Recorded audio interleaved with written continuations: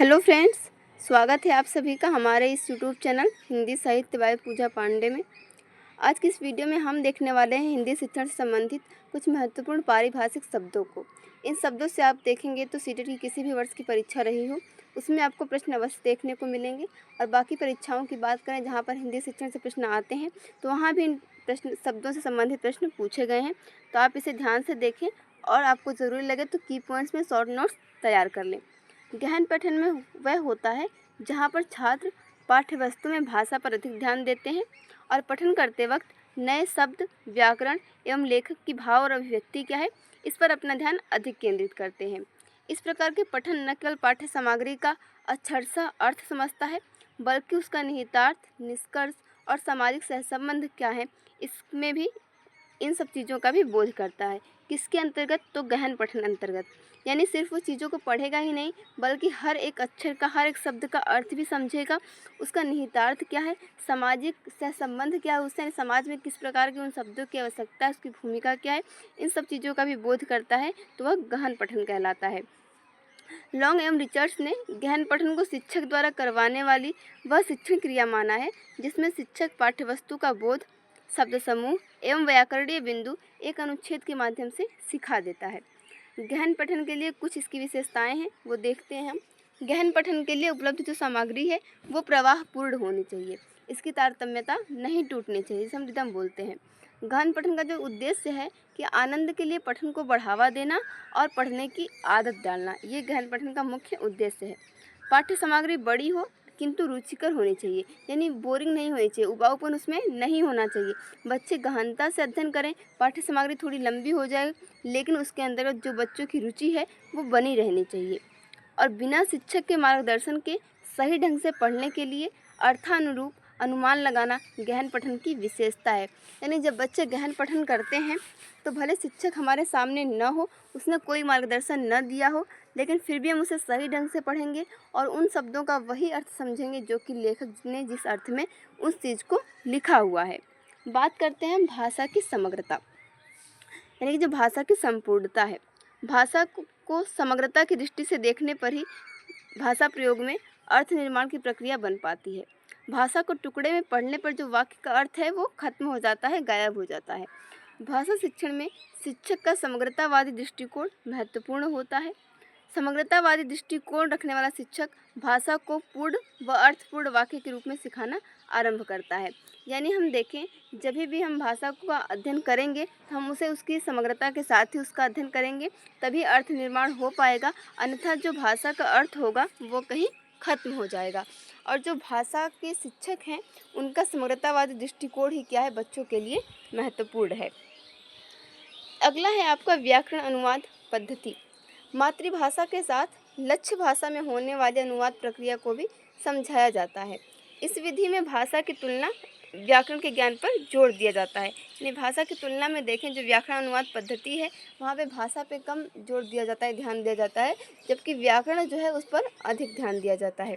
इस पद्धति की विशेषताएँ हैं कुछ, जैसे कि जो किम भाषा वैज्ञानिक हैं 2008 में उन्होंने इसकी विशेषता बताते हुए कहा, इस पद्धति में बोले गए संचार या फिर सुनने की समझ जो है वो शामिल नहीं है। किसमें? व्याकरण अनुवाद पद्धति में। यानी कि जो संचार है, जो आपका कम्युनिकेशन हो रहा है, संप्रेषण हो रहा है, वहाँ पर सुनने की समझ इसमें शामिल नहीं है।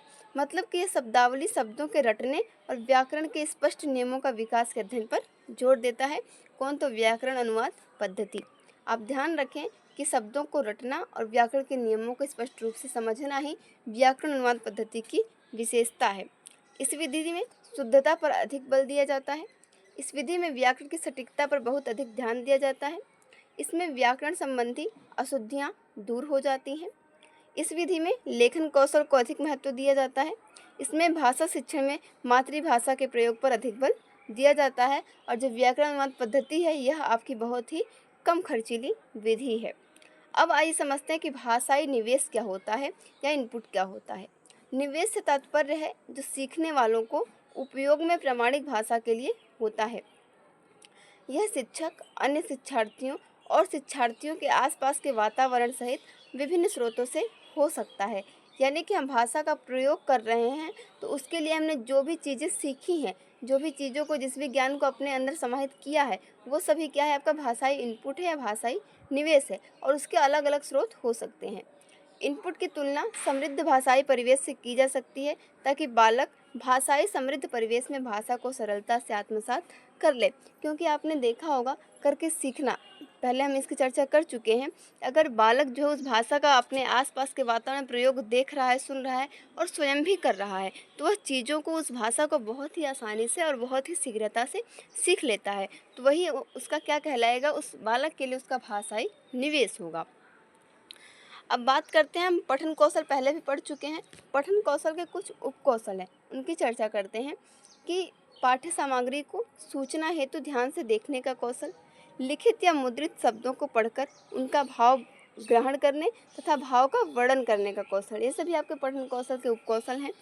ऊंचे स्वर में पढ़ना और अर्थ बताने का कौशल, भाषा की संरचना को समझने का कौशल, निष्कर्ष निकालने के लिए पढ़ने का कौशल, कविताओं कहानियों को चित्रों के आधार पर अनुमान लगाकर पढ़ने का कौशल, जैसे कि वहाँ पर शब्द नहीं दिए गए हैं लेकिन कुछ चित्र दे दिए गए हैं, तो उसके आधार पर आपको कहानी लिखनी होगी या फिर कविता लिखनी होगी, या लिखनी नहीं भी तो सिर्फ आप उसे पढ़कर उसका अनुमान लगा पाएँ कि ये कौन सी कहानी यहाँ पर हो सकती है, किस प्रकार की कविता बनाई जा सकती है। कठिन प्रत्ययों को रोचक बनाने का कौशल, कुछ ऐसे शब्द भी आते हैं कविता और कहानी पढ़ते वक्त कि जो कि हमें कठिन लगते हैं, जिसे हम काठिन्य निवारण कहना कहते हैं, उसका अर्थ समझने का कौशल। संदर्भ के नकारात्मक व सकारात्मक दोनों पहलुओं का ज्ञान करने का कौशल, क्योंकि कोई भी चीज़ होती है, कोई भी वस्तु है, चाहे पाठ्य सामग्री है या कोई लेख लिखा गया है किसी भी समाज के संदर्भ को, उसके परिदृश्य को ध्यान में रखते हुए, उसके दोनों ही पहलू होंगे, सकारात्मक भी और नकारात्मक भी। तो अगर हम में एक अच्छा पठन कौशल है तो हम उसके दोनों पहलुओं के बारे में हमें उसका ज्ञान होगा, हम उन दोनों पहलुओं की समझ रखेंगे। पढ़ते हुए भावात्मक संबंध बनाने का कौशल, पढ़े हुए का अर्थ समझ पाने को यानी उसके अवबोधन को संदर्भित करता है। यानी जैसे जब आप कोई कहानी पढ़ रहे हैं तो अपने भाव से, अपने मस्तिष्क से बिल्कुल उसी परिवेश में पहुंच जाते हैं, तो वो आपका अवबोधन है। बात करते हैं बोधगम्य निवेश की। अभी हमने ऊपर पढ़ा था भाषाई निवेश, अब हम यहाँ पर देखेंगे बोधगम्य निवेश, ये क्या होता है। यहाँ से जितने भी टॉपिक आज आप इस वीडियो में देख रहे हैं या पारिभाषिक शब्द देख रहे हैं, इससे आप देखेंगे जो प्रीवियस ईयर पेपर है तो वहाँ पे प्रश्न आए हुए हैं। तो आप इस चीज़ को जो है बिल्कुल ध्यान में अपने रखें, एक बार पढ़ लें, लेकिन ध्यान रहे कि परीक्षा के समय भी ये चीज़ें आपको याद रहें, तब तक ये चीज़ें भूलें नहीं। इसलिए आप इसे कहीं लिख लें या वीडियो को 2 बार देख लें, लेकिन रिविज़न ज़रूर करें। समझ विकसित करने के लिए जो उपयोग में लाई जाने वाली विभिन्न प्रकार की सामग्री होती है, उसे हम बोधगम्य निवेश कहते हैं। स्टीफन क्रेसन, जो भाषा विज्ञान के क्षेत्र में एक विशेषज्ञ हैं, उन्होंने भाषा अर्जन और विकास के सिद्धांतों में विशेषज्ञता रखते हैं। उन्होंने द्वितीय भाषा अधिग्रहण का सिद्धांत दिया, जो कि व्यापक रूप से जाना जाता है और अच्छी तरीके से स्वीकार किया जाता है। यहाँ पर हम देखें, जो बोधगम्य निवेश है मुख्य रूप से ये वही है, हम अपनी समझ को विकसित करने के लिए जितने भी पाठ्य पुस्तक को कह लें या अन्य प्रकार के जो भी टीएलएम होते हैं, बाकी चीज़ों को अपने अध्ययन में या अपने अधिगम के दौरान प्रयोग करते हैं, यूज करते हैं उसका, उन सभी सामग्री को हम बोधगम्य निवेश कहते हैं। यानी समझ विकसित करने के लिए जितनी भी सामग्री को हम प्रयोग में लाते हैं, वे सभी हमारी बोधगम्य निवेश हैं। यहाँ पर बात करें, ये द्वितीय भाषा अधिग्रहण का सिद्धांत किसने दिया है, तो ये आपके स्टीफन क्रेसन द्वारा दिया गया है। इनके 5 मूलभूत सिद्धांत और हैं, इस पर हम आगे आने वाली वीडियोस में चर्चा करेंगे। फिलहाल देखते हैं अगला शब्द, ये है आपका ट्रांसलैंग्वेजिंग। ये एक शिक्षण शास्त्रीय प्रक्रिया है जिसमें एक ही गतिविधि में इनपुट और आउटपुट के लिए अलग अलग भाषाओं का उपयोग होता है। जैसे बच्चा जो भाषा पहले से सीख कर विद्यालय आ रहा है और विद्यालय में आकर जो वो भाषा सीख रहा है, तो क्या होगा, हम एक ही गतिविधि में बच्चे के दोनों भाषाओं का उपयोग वहाँ पे करवाते हैं, तो वो ट्रांसलैंग्वेजिंग होता है, जिसे हम हिंदी में परभाषा व्यवहार कहते हैं। बच्चा एक भाषा में जानकारी लेता है और अन्य भाषा या भाषाओं के उपयोग से उस जानकारी पर काम करता है, तो ये हो गया आपका परभाषा व्यवहार या ट्रांसलैंग्वेजिंग। इसे एक ऐसी प्रक्रिया के रूप में भी हम परिभाषित कर सकते हैं कि जिसमें 2 या 2 से अधिक भाषाओं के प्रयोग से अर्थ निर्माण हो, अनुभव ग्रहण करे, समझ विकसित हो उसकी और वो ज्ञान अर्जित करे, तो वो आपका ट्रांसलैंग्वेजिंग कहाएगा या परिभाषा व्यवहार कहलाएगा। बात करते हैं फ्लैश कार्ड की। ये मुख्य रूप से आपका इस प्रकार का होता है कार्ड। यहाँ पर कोई एक चित्र बना होता है, एक इमेज बना होता है, कोई वर्ड लिखा होता है और उसकी जो विस्तृत जानकारी होती है, उत्तर होता है, वो उसके पिछले हिस्से पर लिखा भी जा सकता है और नहीं भी लिखा जा सकता है, सिर्फ चित्र बनाकर अक्षर लिखकर छोड़ दिया जाता है। जैसे बात करें तो हमने यहाँ पर एक कबूतर का चित्र बना दिया, लेकिन हम यहाँ पर क्या लिखेंगे, क को फिर लिखेंगे, ताकि जो बच्चा है वो क देखने के साथ ही ये समझ पाए, यानी कबूतर बोलने के साथ ये समझ पाए कि क जो है वो किस प्रकार से लिखा जाता है। इसका जो मानक आकार होता है वो 3 इंच गुणा 5 इंच होता है। और फ्लैश कार्ड ऐसे कार्ड होते हैं जिन पर एक या दोनों तरफ शब्द या संख्याएं या प्रश्न और उत्तर जैसी जानकारी होती है। सिर्फ शब्द ही नहीं, हम यहाँ पे संख्याएं भी लिख सकते हैं, यहाँ पर कोई प्रश्न लिख सकते हैं, कोई चित्र बना सकते हैं और उसका उत्तर इस कार्ड के पीछे भी लिख सकते हैं।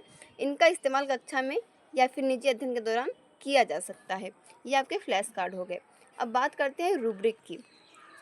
रूब्रिक जो है मूल्यतः हम देखें तो मूल्यांकन के लिए प्रयोग में लाया जाता है।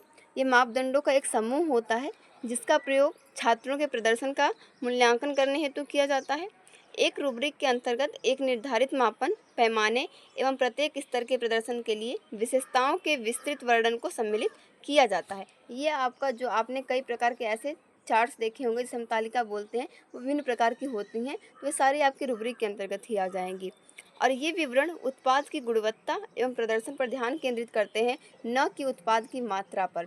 यहाँ पर आप देख लें, जो रूब्रिक होते हैं ये उत्पाद की गुणवत्ता और प्रदर्शन पर ध्यान केंद्रित करते हैं, उसकी मात्रा पर नहीं। जैसे पैराग्राफ की मात्रा, वर्तनी की त्रुटियाँ आदि पर सामान्यतः रूब्रिक का प्रयोग छात्र के प्रदर्शन का मूल्यांकन करने के साथ ही उनके परिणामों को ग्रेड रूप में रिपोर्टिंग करने के उद्देश्य से भी किया जाता है। यानी कि जहाँ पर हम ग्रेडिंग करते हैं वहाँ पर भी हम रूब्रिक का इस्तेमाल कर सकते हैं। रूब्रिक के माध्यम से प्राप्तांकों की स्थिरता और विश्वसनीयता को बढ़ाया जा सकता है। आपने एक शब्द और सुना होगा, अवलोकन। तो देखिए, देखना और अवलोकन करना दोनों में मूलतः अंतर क्या है? तो यही अंतर कि किसी भी चीज़ को हम सामान्य रूप से देख रहे हैं और फिर भूल जाते हैं या याद भी रखते हैं तो उसके बारे में कोई विशेष जानकारी नहीं रखते हैं, तो वो देखना हुआ। लेकिन अवलोकन करना यानी कि किसी भी वस्तु का, किसी भी परिस्थिति का गहनता से निरीक्षण करना, ये अवलोकन कहलाता है। इसके बाद है आपका ब्रेनस्टॉर्मिंग। इसका मुख्य उद्देश्य होता है कि जो किसी भी विचार की आलोचना किए बिना नए विचार उत्पन्न करना, यही आपका ब्रेनस्टॉर्मिंग है, जिसे हम हिंदी में मस्तिष्क उद्वेलन के नाम से जानते हैं। और ये हमें कई चीज़ों को हासिल करने में मदद कर सकता है। इसमें 2 चरण शामिल होते हैं मस्तिष्क उद्वेलन में: विचार उत्पन्न करना और उपयोगी विचारों का चयन करना। ब्रेनस्टॉर्मिंग एक समूह समस्या समाधान विधि है जिसमें कि हम रचनात्मक विचारों और समाधानों का सहज योगदान करना शामिल होता है। ब्रेनस्टॉर्मिंग आप समझ गए होंगे, मुख्य रूप से ये क्या है, समूह समस्या समाधान विधि है जिसमें हम नए विचारों को उत्पन्न करते हैं और उसमें से जो उपयोगी विचार होते हैं उसे चयन करते हैं। यानी कि किस परिस्थिति का समाधान हमें किस रूप से करना है, ये हम मस्तिष्क उद्वेलन के माध्यम से ही कर सकते हैं। तो ये कुछ महत्वपूर्ण पारिभाषिक शब्द थे जो आपकी परीक्षा के लिए काफ़ी उपयोगी हैं। मिलते हैं नेक्स्ट वीडियो में। Thank you for watching this video.